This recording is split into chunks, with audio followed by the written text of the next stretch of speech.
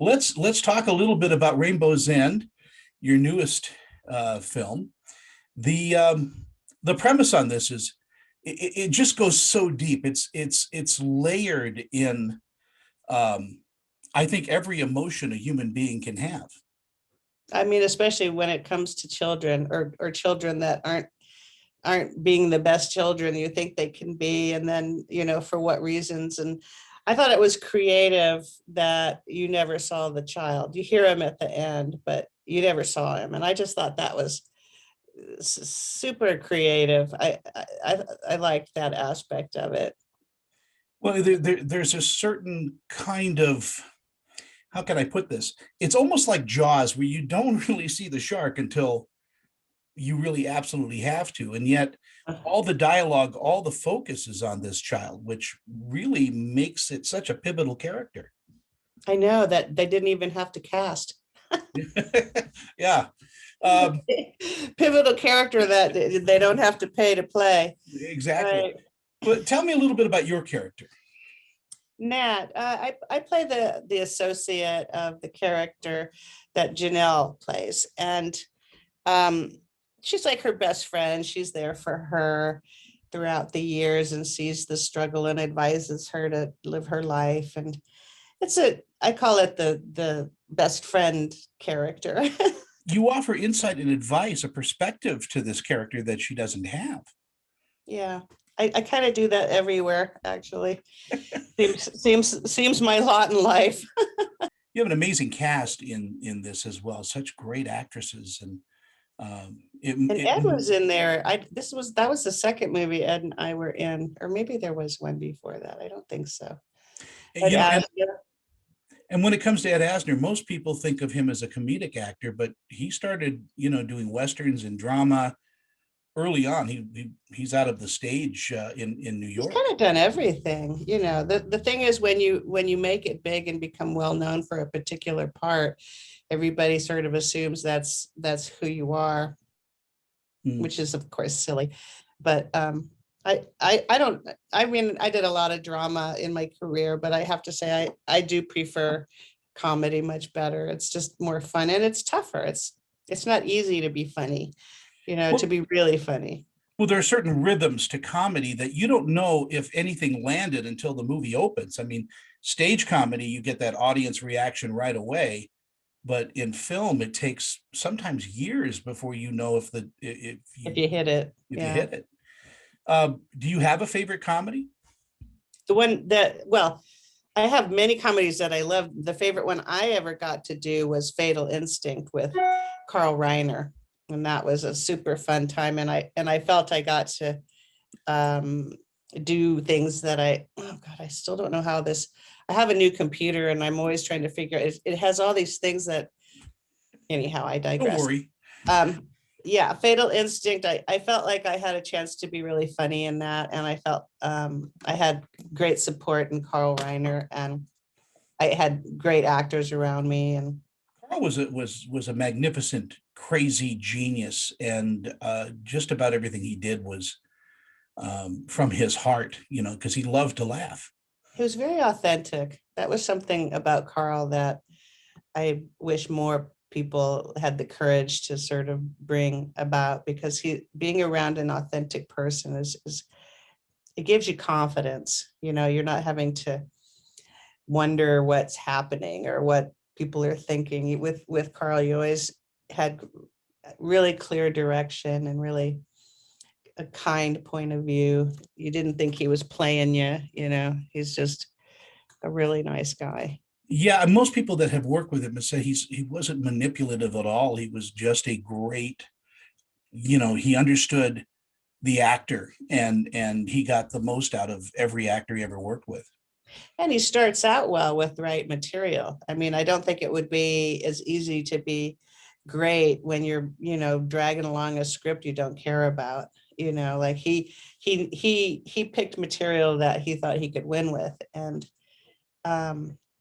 yeah, and he was disappointed that the film's Fatal Instinct didn't do better, but he couldn't control when you release it and how it's promoted and all of that kind of stuff. Did you ever in your career want to step behind the camera and direct and produce? Well, someone was asking me about that recently too, and um,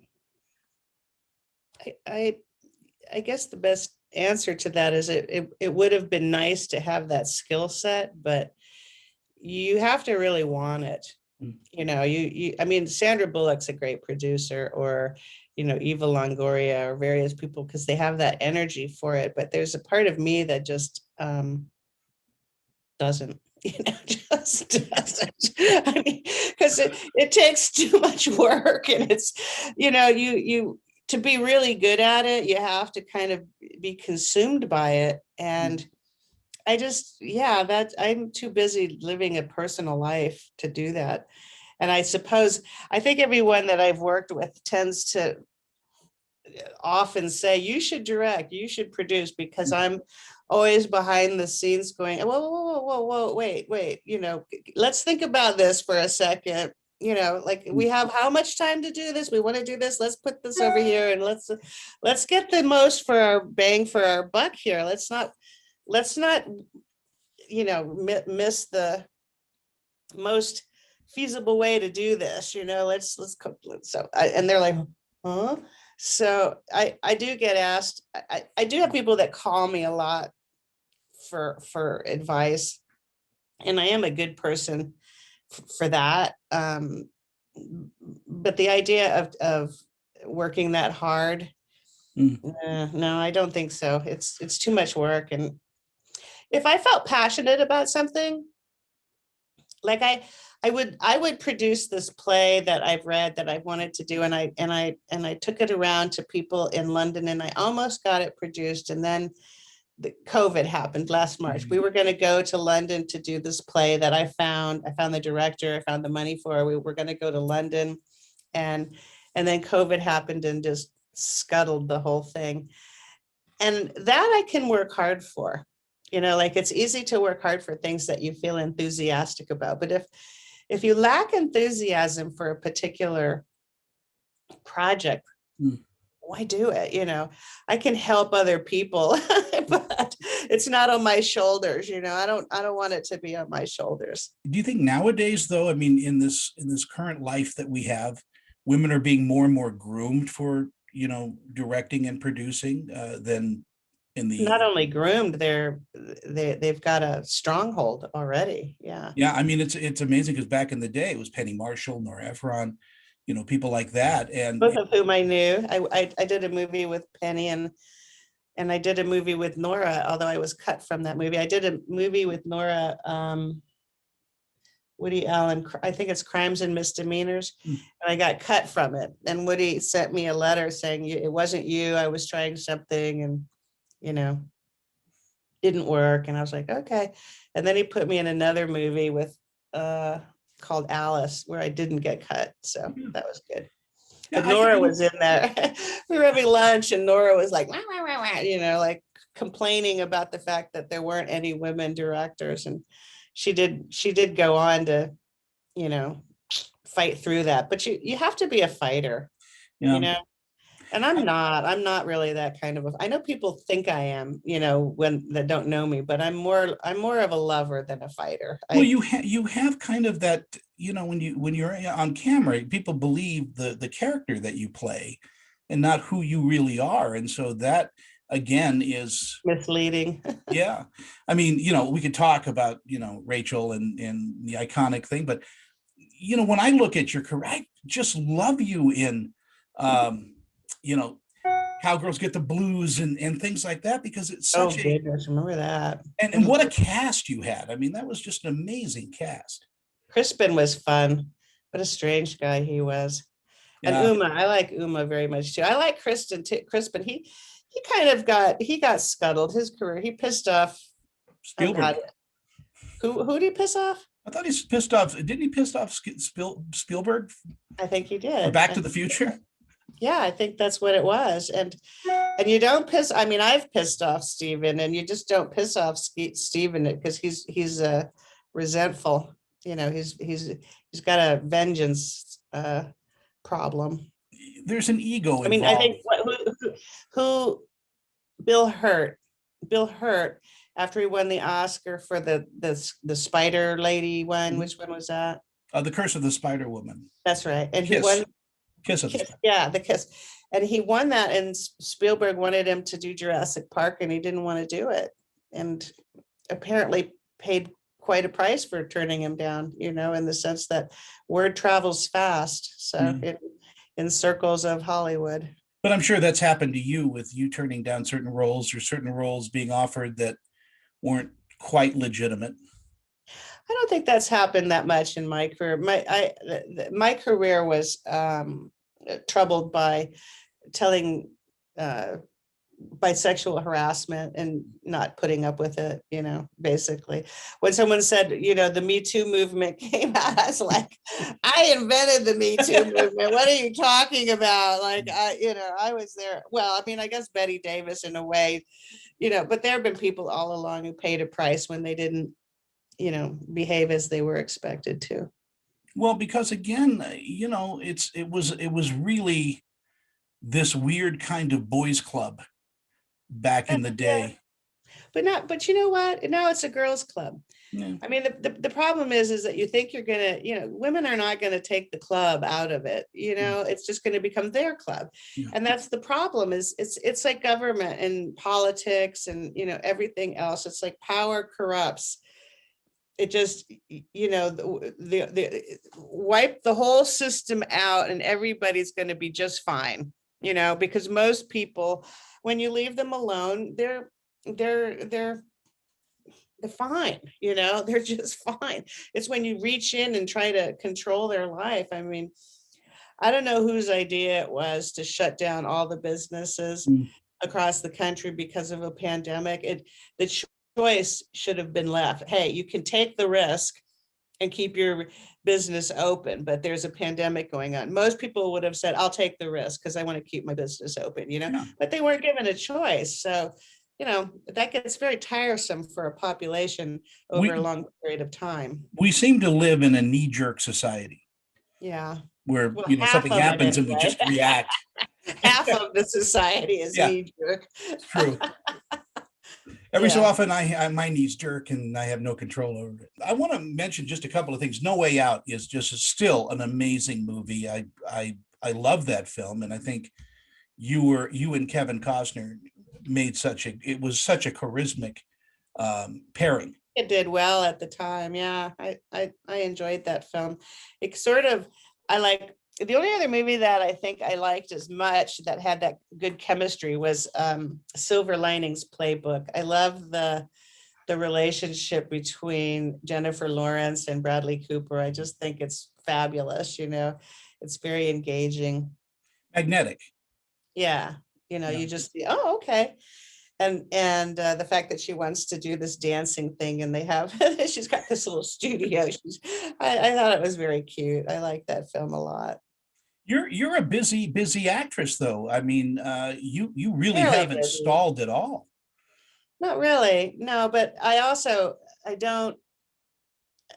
enjoy being the character rather than the lead.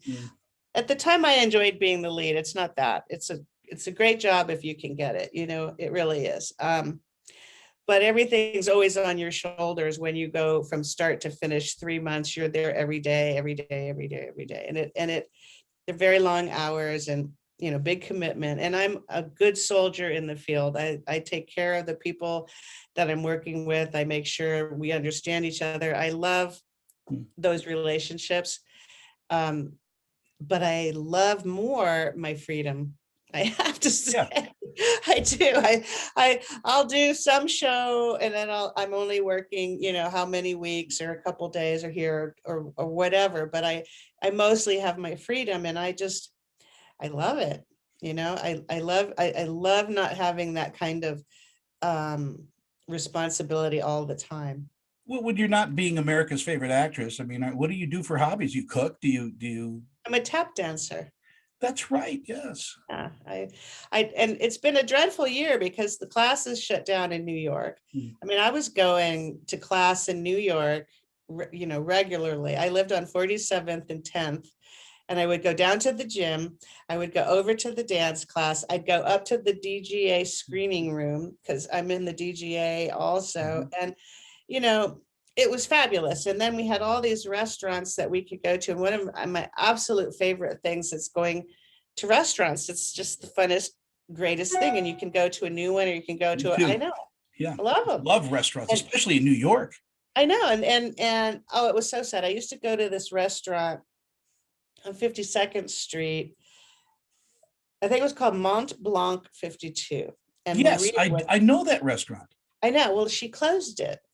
And it was so sad. She took early retirement. I know, and a Russian couple who did the same thing. They had this vodka bar on, I don't know, near Times Square, Yeah. and they shut down. You know, they had their businesses stolen from them. That's how I Yeah, look at it. it's Just just an awful thing. I stolen heard from the them. whiskey club closed and the Russian tea room closed up as Yeah, I know, and we're losing. it's so depressing, you know, because my view is, it's just my view. Uh, you have to ask permission. You can't tell me I have to shut my business down. You have to ask my permission, Yeah, you know, and that didn't happen. That didn't happen all under the guise of, yeah, you know, I mean, I don't take anything away from the fact that there was a virus, you know, I'm sure that's true. I'm sure people suffered. mhm. You know, but to destroy everyone's business as a result of that, I don't think that was very fair. What's funny, I mean, I know this is sort of moving into a political conversation, but I really don't think that people are all that uneducated. I think everybody's kind of aware of, you know, the problems, but they don't feel like they have any means to really solve them, Yeah. you know. And if you have government reaching into your back pocket that way, you know, I mean, there's got to be a lot of people whose businesses had to close that are pretty upset Well, where I about live, yeah, that. we have a lot of people that were our favorite restaurants, and they were just mom and pop places, and just wonderful food that Like is, Maria's, like Mont Blanc yeah, 52. That gone. place, I know, and I love that place. It was so different from other places, and there's so many. Well, so I went through New York today because I went by where I used to live, and they had all this mail for me. So I stopped by and got it, and ran in and got it. And they have these outdoor areas.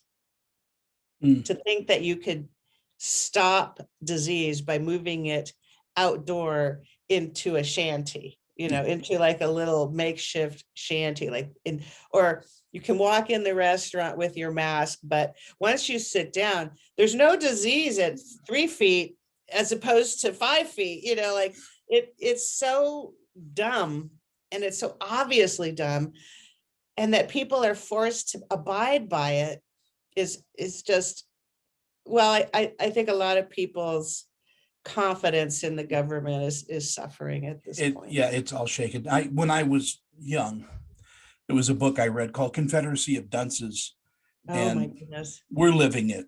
Are you on terms with Rachel, the character from Blade Runner? I mean, is What does she, that mean on terms? well, so there's some people like, Leonard Nimoy for years, hated his character Spock, because it kept haunting him, it kept pigeonholing him in things. I'm just wondering if if that character had pigeonholed you for a while. Um, I, I knew Leonard and always and loved his wife too. He was a funny fellow. Mm.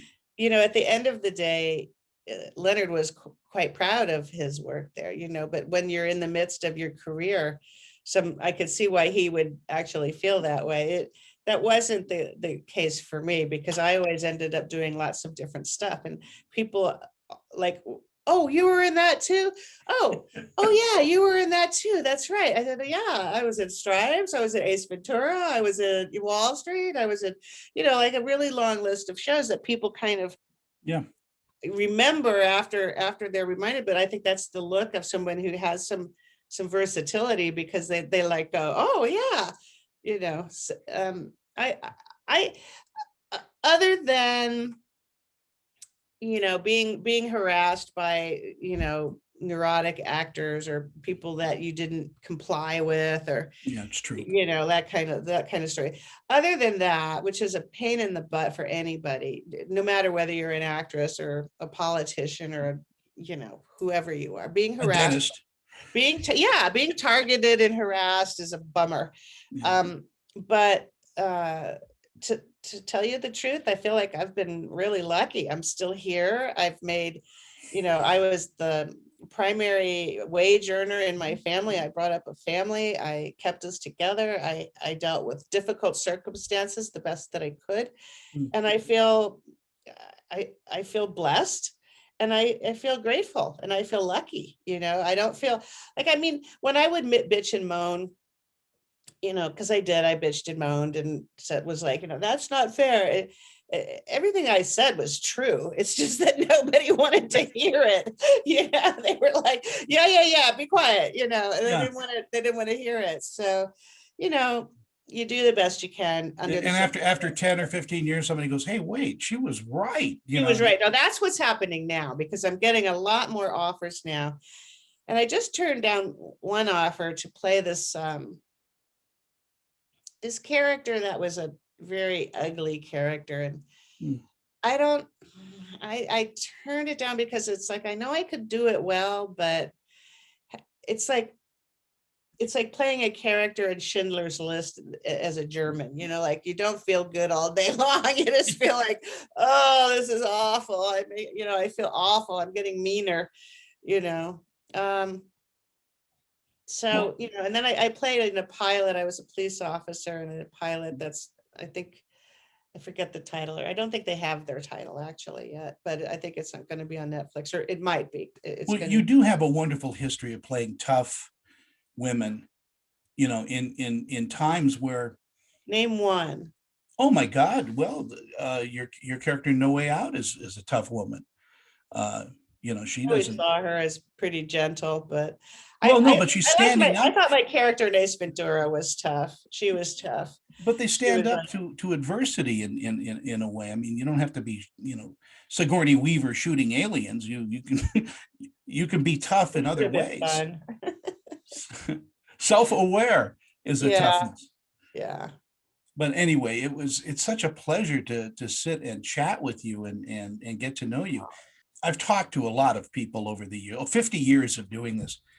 And Margot Kidder, one time, I loved Margot. She had a place in Montana. You know, she's known for Lois Lane, but she did such great small roles that are indelible performances. And I look at you in kind of the same way. Is your acting? You are an incredible actress. I'm reliable. I'm definitely can be great when I give a shit. I definitely can be wonderful, and those are the ones you want. There's like the roles where you go, oh my God, I love this role. I can't believe I'm getting to play it. Not every role is taken for that reason. And that was just my situation because I was the person making the money and I was raising the kids and, blah, blah, blah. So, I did roles that I just thought stunk, and I thought I'll just do the best that I can in them. I don't know what else to do. I just do the best you can. So I've always done the best I can, but it's much more fun to work on pieces that you adore. Well, I realize that, yeah. And it's, being a great actress in a terrible film is like being valedictorian at summer school. yeah, it's hard to do, and you have to lead everybody with you. You have to try to, take them with you the best you can, and not everybody's willing, like it's, you have to just deal with circumstances. I feel like my training in the movie business has made me a much better politician, like has helped me read the room. I mean, because when I was beginning my career, I was very young, and I was so busy being looked at that I was not reading the room.